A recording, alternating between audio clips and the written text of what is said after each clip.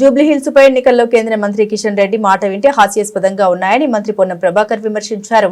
మీరు ప్రాతినిధ్యం వహిస్తున్న లోక్సభ నియోజకవర్గంలో జూబ్లీహిల్స్ అంతర్భాగమని, గతంలో కూడా జూబ్లీహిల్స్ లో తమ పార్టీ అభ్యర్థి పోటీ చేశారని గుర్తు చేశారు. అప్పుడు ఈ అభ్యర్థికి 25,000 ఓట్లు వచ్చాయని, ఇప్పుడు ఇదే అభ్యర్థికి జూబ్లీహిల్స్ లో 10,000 కంటే ఎక్కువ ఓట్లు దాటవని కేంద్ర మంత్రి కిషన్ రెడ్డికి సవాల్ విసిరారు.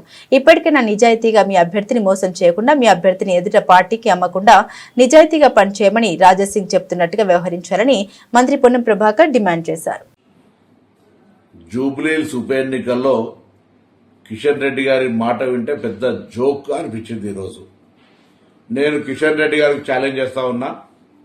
మీరు ప్రాతినిధ్యం వహిస్తున్న లోక్సభ నియోజకవర్గంలో అంతర్భాగం జూబ్లీహిల్స్, మీరు కేంద్ర మంత్రి, గతంలో కూడా ఈ అభ్యర్థి పోటీ చేసినాడు.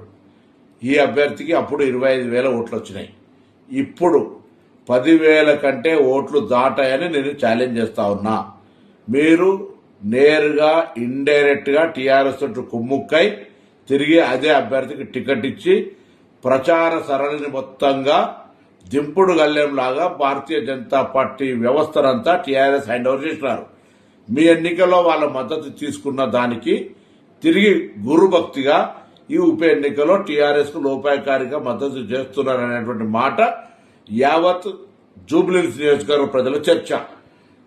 11 నాడు జరిగే ఎన్నికల్లో మీ అభ్యర్థికి 10,000 లోపు ఓట్లు వస్తాయి. ఛాలెంజ్ చేయదలుచుకున్నారా కిషన్ రెడ్డి గారు అని అడుగుతా ఉన్నాం. భారతీయ జనతా పార్టీ కేంద్రంలో అధికారంలో ఉన్న పార్టీ, ఈ నియోజకవర్గానికి కేంద్ర మంత్రిగా వ్యవహరిస్తున్న మీరు 10 సంవత్సరాలుగా జూబ్లీహిల్స్ నియోజకవర్గానికి ఏమి చేసినారో చెప్పగలుగుతారా అని అడుగుతా ఉన్నాం.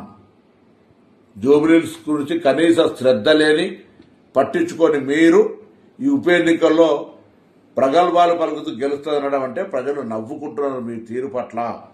అందుకే వెంటనే ఇప్పటికైనా నిజాయితీగా ఎన్నికల్లో మీ అభ్యర్థిని మోసం చేయకుండా, మీ అభ్యర్థిని ఎదుటి పార్టీకి అమ్మకుండా నిజాయితీగా పనిచేయమని రాజాసింగ్ గారు చెప్తున్నట్టుగా ఆ విధంగా వ్యవహరించమని డిమాండ్ చేస్తా ఉన్నాను.